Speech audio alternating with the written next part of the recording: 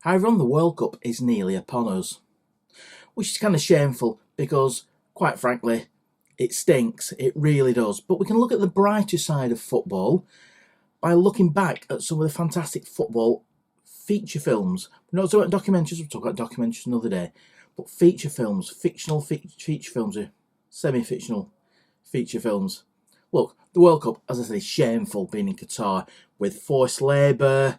The company that's building the World Cup final stadium is the company that builds the concentration camps for the Uyghurs in China. It stinks. The whole thing around FIFA stinks. It did do for the Qatar World Cup. It has done for the Russia World Cup.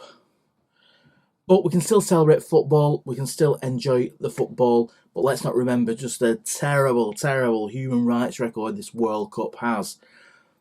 But let's look at some of the films that look at the lighter side of football.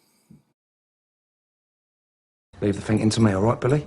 Yeah, of course, Dan, yeah. At number 10, it's the remake of the Burt Reynolds prison film, The Longest Yard, which in the UK was known as The Mean Machine. And it's Vinnie Jones's 2001 classic, The Mean Machine. Look, it's a really silly film, it really is. But Vinnie Jones is kind of good in it, and it's pretty silly, it's pretty flippant. But Danny Dyer's funny, it's worth a watch. It's about an ex-England footballer who loses it all, gets up for drink driving, goes to prison, and gets involved in the prison football team. Pretty formulaic, but I think, even though it's a film that's not looked upon very favourably, it's a film I enjoy and a film I kind of find funny. Off you go, you small boys.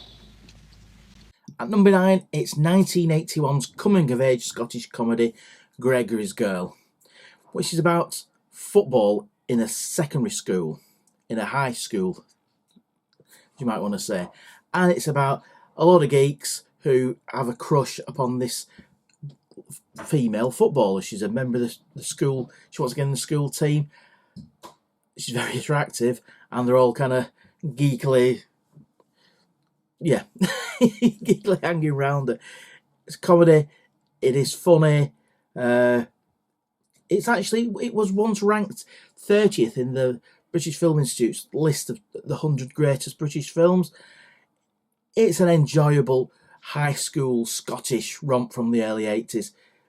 Kind of dated, but as somebody who was around in the early 80s, it's nostalgic.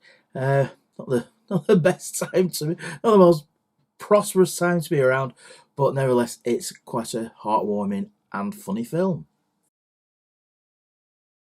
I've got a trial for Sheffield United. At number 8, it's 1996's When Saturday Comes, which for some reason I bought the soundtrack, probably because it cost about £1.99. Sean Bean and Emily Lloyd in a rags to riches football story. Sean Bean, amateur footballer, bit of a jack the lad, works at the local brewery, gets a chance to have a trial for his local football team. Bit too much of the old beer the night before and messes it up. Anyway, gets a second chance. Very silly, schmaltzy film. Not helped by my mate Tim telling me the ending before he went to see it at the cinema, then said, "Oh, it's really good, especially at the end when..." And I'm not going to spoil it for you, as he did. What do you like, mate?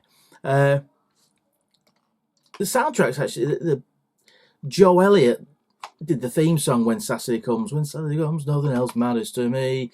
Thin Lizzy, New Order, Paul Carrick, Jerry the Pacemakers, Jeff Beck and Rod Stewart on the soundtrack. So probably the soundtrack's better than the film. Very silly kind of Rocky style rags to riches film, but enjoyable enough.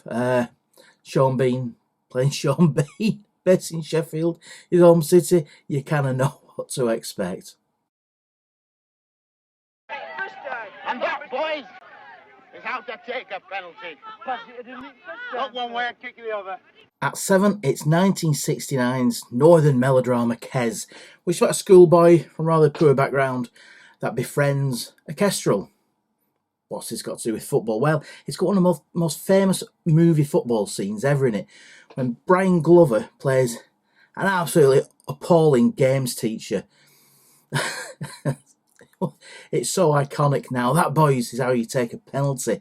And he just rides roughshod. I mean, his fantasies of playing for Manchester United. He's absolutely pathetic, but it's a really funny scene, and probably the scene that most people remember from the film.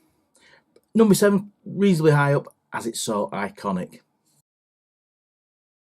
What the f***ing you talking on about, you born idle? And number 6, it's a TV movie. It's 1999's Bostock's Cup, featuring Tim Healy, the great Tim Healy. And it's a comedy about the fictional Bostock Stanley, reminiscing back to the 70s, and it's a really a homage to 70s football. Very, very funny film.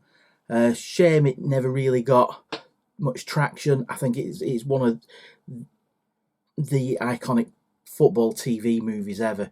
Tim Healy's great as the Bertie Masson, slightly twitchy manager, but it's got all the football stereotypes in it, and it's extremely funny, and it's a film I revisit quite often. William Bremner, you're the captain, and a good one. But you're no good to the team, and you're no good to me if you're suspended. At number 5, it's 2009's The Damned United. A kind of fictional film, a bit like The Crown, actually written by Peter Morgan, who wrote The Crown. So, based in fact, is it fiction? Is it fact? We really don't know. Actually based upon the novel The Damned United by David Peace. I've read the novel. It's a lot darker than the film. The film is absolutely superb. Michael Sheen is brilliant as Brian Clough during his short reign in the 70s and controversial reign as Leeds United manager. The book is really dark. Basically, about Clough going mad, and David Peace, the author, was even sued by some of the characters by saying you're really misrepresenting, our family in it. And even Brian Clough's wife said, "That's not Brian." Chain smoking. Said he didn't smoke. As we all know, Clough had a drink problem later on in his life, and she went, he didn't drink when he was younger. And the book is really dark. This is far more palatable, kind of soapy, very enjoyable. The performances are superb. Cole Meany as the former Leeds and then the England manager Don Revie, superb. But Michael Sheen, another scene-stealing performance as, he really is a chameleon. He's absolutely awesome as Cloughie. Classic. Now, with your eyes closed, breathing slowly. What's passing in through the nose and out through the mouth? In through your arse if you like, just breathe. At number 4 is 2009's Looking for Eric. A story about a postal worker who's got mental health problems, he's got family problems, he's in gangland Manchester, and he has his life's descending into crisis, but he has conversations with a fictional Eric Cantona, and Eric is in the film, and he keeps asking Eric for advice, and turning around, and Cantona, sadly, he actually is Eric Cantona. Bit of a strange film, but highly enjoyable, very quite emotional. Some really good performances. John Henshaw as a character called Meatballs is especially funny. So whilst it's quite dark, sometimes quite sad, it's got some really funny moments, and it's got absolutely. I'm not going to spoil it, but the ending is absolutely brilliant. It's wonderful. It's heartwarming. It's dark. It's funny. Ken Loach. Typical gritty urban drama from Ken Loach, but an excellent film and worth tracking down. Tell me where it says Benson and Hedges on that. At number 3, it's 2001's mockumentary Mike Bassett, England Manager. Went to see this at the cinema. One of my favourite films. It's awesome. It really is. Ricky Tomlinson is just so funny. It's a silly, funny football mockumentary. Fantastic. It really is. There was supposed to be making a sequel, Mike Bassett Interim Manager, which never appeared. They made a TV series, Mike Bassett Manager, in 2005, which was okay. He was kind of good. He became manager of his local football team on the Wirral in Merseyside. and the shirts had "We're all rubbish, we're all rubbish" on them. It was kind of nice, but not a patch on the film. The film is extremely funny. If you like comedy, if you like football, if you like good films, if you've not seen this, you've got to see it. Mike Bassett, England manager. Come on, Hatch. Come on. At number 2 is the classic 1981 World War II movie Escape to Victory, known in some countries as Victory, about Allied prisoners of war in World War II forming a football team, playing against the Nazis, and used it as an escape plan. Ipswich Town, who were doing very well at the time, provided a lot of players, so the likes of John Wark, Kevin O'Callaghan, Russell Osman are in it. It's great. There's some brilliant footballers in it. Bobby Moore, Ozzy Ardiles, Casimir Dana, Mike Summerby, all play soldiers. Some of the acting isn't great because they're footballers. Brilliant. Even the kits are iconic, and an iconic role from Sylvester Stallone as Hatch, the goalkeeper, the Canadian goalkeeper.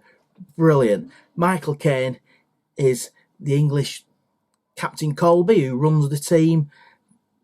The most out-of-shape footballer I've ever seen. But absolutely fantastic. And they play an exhibition match against the Germans. And Max von Sydow is a gentlemanly Nazi officer who represents the Germans in it. Pele's in it. You know, it's just look at the Pele, Bobby Moore, Ozzy Ardiles, Paul Van Himst, Casimir Dana, Halvor Thorensen, Cor Prinz, Russell Osman, John Wark, Soren Lindstad, Kevin O'Callaghan. You know, it's amazing. One bit of trivia is Alan Brazil, the radio bon vivant Alan Brazil, was an Ipswich player at the time, but he was actually loaned out, I believe, that summer. Or else Brazil, Alan Bernard Brazil, would have been in Escape to Victory, and how cool would that have been? Even supporting cast, you know, Tim Pigott-Smith, you know, some really reliable actors, big budgets. John Huston, you know, the Hollywood legend John Huston directed it. It's a big film, is this? On TV, lots.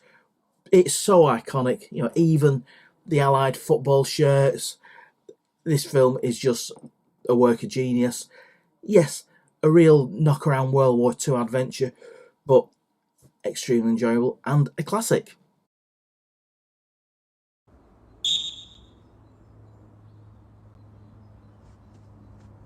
And at number 1 is 2014's TV movie Marvellous. Bit of an odd one is this, because it's about people around football. So it's a real life story about Neil Baldwin. He's still alive, you know, Neil's still going strong, and he's a man with learning difficulties.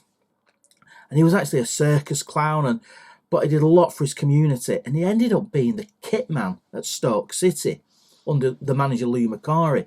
And it's quite good because there's some dramatic scenes. Then the real Neil Baldwin and Lou Macari will pop up and talk about it. So whilst it's drama, it's got some real life characters reminiscing about it. And Toby Jones plays Neil Baldwin, and it's the most heartwarming film. And it's really good because Lou Macari actually says Neil was the only person in football without an angle, and I could trust him. And it's funny, it's sad, it's uplifting, it's brilliantly acted. Not just for Stoke City fans. It's a really special film. It's an extremely underrated. You know, Toby Jones is superb in everything he does. He's a fantastic actor, but it's such a positive, uplifting story. And I think, to me, with all the negativity going on about the Qatar World Cup, and rightfully so, it's shameful. It really is shameful that Qatar has got this World Cup and Russia had the last World Cup. That the Marvellous, this heartwarming story about football, it's worth watching in 2022. It really is. It's an uplifting, funny, interesting, slightly strange film. I watched it recently again on Amazon Prime and just fell in love with the film all over again. It's an act of genius in my opinion. So these are my opinions. Please let me know your opinions in the comments below. I'd love to hear from you about what's your favourite football film or soccer film if you're elsewhere in the world. So hope your team does well in the World Cup, but not as well as England. I don't know how they're going to go on. I really don't. I'm not particularly optimistic, but let's wait and see. Take care, everybody. Thanks for watching, and goodbye.